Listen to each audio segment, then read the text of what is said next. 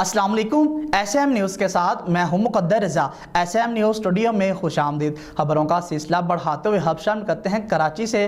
कराची में तहरीक इंसाफ के रुकन कौमी असम्बली असलम खान सदर मोबाइल मार्केट में दुकानदारों से उलझ पड़े और वाक़या की फुटेज एसएम न्यूज़ को वसूल हो गई और ज़राए के मुताबिक पीटीआई के रुकन कौमी असम्बली ने दुकानदारों को थप्पड़ दे मारा और जबकि इनके मुहाफ़िज़ों ने भी दुकानदारों को तशद्दुद का निशाना बनाते हुए इन पर बंदूक तान ली। इसी हवाले से अपडेट कर रहे हैं ब्यूरो चीफ जुल्फकार अली। जी जुल्फकार, आगाह कीजिएगा इस हवाले से।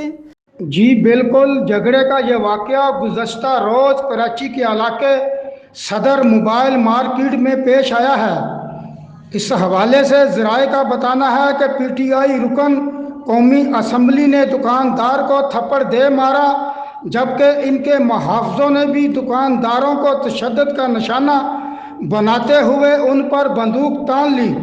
ज़राए का कहना है कि एमएनए असलम खान की जानिब से झगड़े के बाद मुबीना तशद्दुद में मुलव्वस दुकानदार पर परेडी थाने में मुकदमा दर्ज करवा दिया गया है।